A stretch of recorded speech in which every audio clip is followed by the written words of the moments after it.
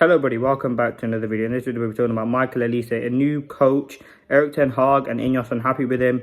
Europa League squad announced, Sam Erith and some other big Manchester United news. So we're going to start off by talking about the new appointment. Manchester United have appointed Sam Erith as performance director. He's an ex-England, City and Spurs man, had been working with New York Knicks and Rangers. He's regarded as a high leader in sports science, hired aimed at providing and improving an elite environment. This is another big surging radicalism in Ineos and recruiter. I mean, we've had Sir Dave Brailsford, we've had other players come in, Andy O'Boyle's left, we've had a huge revamp of the football department.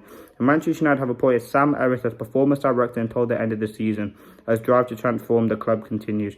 Erith, who joins on an interim basis, regarded as the industry leader and heads to Old Trafford following spells with Man City, Tottenham and most recently New York-based Madison Square Garden Sports. Mailsport understands Sporting Director Dan Ashworth targeted Erith, who will start his new role on an interim basis on Monday. The new man is likely to be tasked with ensuring manager Erik Ten Hag and his players are provided with an elite environment in which to challenge. Listen, this is another huge appointment and another one that I'm really positive about. I think you look at what a career he's had. He's very, very good. He's worked with Man City. He's been the head of sports science at Spurs from 2005 to 2011, head of sports science at City from 2011 to 2014, head of human performance at CFG from 2014 to 2022, performance consultant for England at 2016 Euros, has links to Ashworth, Barada and Wilcox. 11 years at City. He's worked with England as a sports scientist and a very good appointment. So listen, I'm really happy with this appointment. I don't really know too much about the sports science of what really goes on, but Ineos make another key recruitment, and that's all. A key recruiter is all you can say. Manchester United bringing in former Tottenham and Man City executive Sam Erith as the interim performance director. Erith will start the club on Monday, and his temporary role will last until the end of the season. Hopefully this can be a permanent deal, but we'll see what happens at the end of the season. The move further strengthens United football structure is now in place under Ineos, and Erith is likely to hire Sir Jim Radcliffe. Latest key hire, Sir Jim Radcliffe looks to reshape the club following his £1.25 billion investment. Ineos have obviously hired Omar Barada, Dan Ashworth, Jason Wilcox. And listen, this is also what we've done. It will be strengthened by Erith, who will join the football leadership team being recruited by Ineos. We've already got Ravel in there. We've got some very important people in that recruitment stage. So that's all on that. That is absolutely fantastic. A very positive sign. He worked with City, has some very good pedigree. Hopefully he can improve Manchester United. I mean, we need a lot of things to improve, and that is certainly one of them. Now, the next thing, Erik Ten Hag. Ineos not happy with Ten Hag. Erik Ten Hag's game model. Erik Ten Hag's game model is being scrutinised by United's football department, which is overseen by Radcliffe, Sir Jim Radcliffe, and led by Dan Ashworth, the sporting director, and Jason Wilcox, the technical director. A major part of Wilcox's role is to monitor how the first team play. After that, Erik Ten Hag game model has to start impressing Manchester United. Ineos-led football department not easy in danger of being removed, with the manager's style of play so far viewed this season as underwhelming.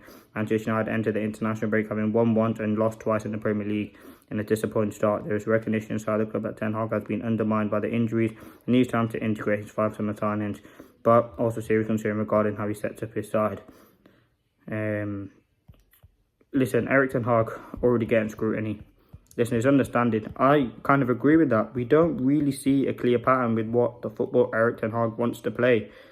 Does he want to play high pressing? Yes. But does he get all the players to press? No. So he's not really working on it. I understand. Listen, reports that Jason Wilcox had a key part in what gone on in the kind of football department sort of things.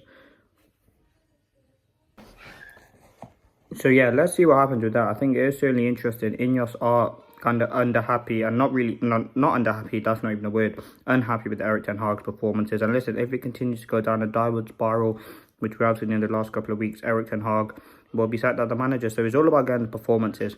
At this point now, you might see Erik Ten Hag change the way that he plays just to get performances, and so just to get results, because it's not really about performances at the moment. Listen, he'd much rather win games than play good and lose games at this current stage where the pressure is on. So we could see a change in approach by Ten Hag. But listen, for me, Erik Ten Hag is the manager taking us forward. Is a bit.